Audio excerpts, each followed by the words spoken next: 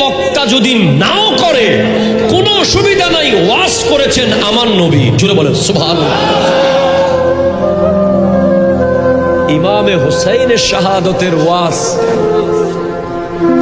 শাহাদতের ইতিহাস যদি কেউ নাও লেখে, কোন রাইটার তার বইয়ে না লিখলেও এই ইতিহাস লিখে দিয়েছেন খুদ আল্লাহ। একটু জোরে বলেন না সুবহানাল্লাহ। এটা এত দামি কেন?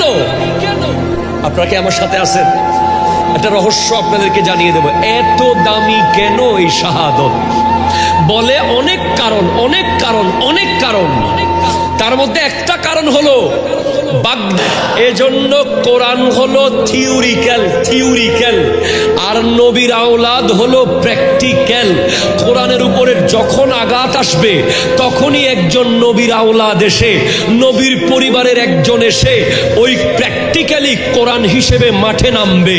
ইয়াজিদ যখন কোরআনের আয়াতের বিকৃতি ঘটাচ্ছে, কোরআন বলছে ইন্নামাল খামরু ওয়াল মাইসিরু ওয়াল আনসাবু ওয়াল আজলামু রিজসুম মিন আমালিশ শয়তান, নিশ্চয় মদ, জুয়া, মূর্তি পূজার বেদী এগুলো শয়তানের কাজ কারবার।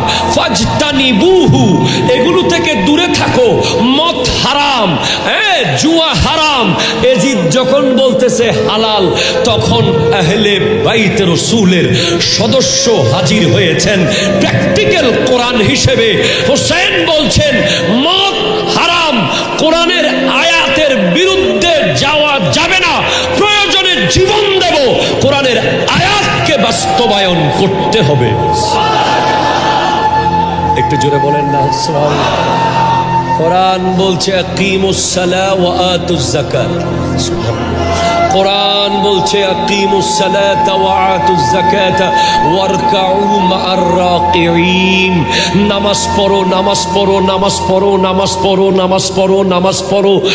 ৮০-র উপরে জায়গায়, প্রায় ৮৩ জায়গায় কোরআনে এসেছে নামাজ কায়েম করো, নামাজ কায়েম করো, নামাজ কায়েম করো, নামাজ কায়েম করো। এজিদ বলছে নামাজ পড়বো না, নামাজ পড়বো না, নামাজ পড়বো না, নামাজ পড়বো না, সে তারিকুস সালাত। হোসেন বলছেন বেনামাজি যদি রাষ্ট্রের বাদশা হয়, রাষ্ট্রের খলিফা হয়, তাহলে তার রাষ্ট্রের জনগণ তো বেনামাজি হবে। ঠিক কিনা? কথা ধরে বলেন। একটা কথা আছে আন্নাসু আলা দীনি মুলুকিহিম, মানুষ তার দেশের বাদশার নিয়মে হয়। দেশের বাদশা যেমন হবে, আপনার ঘরের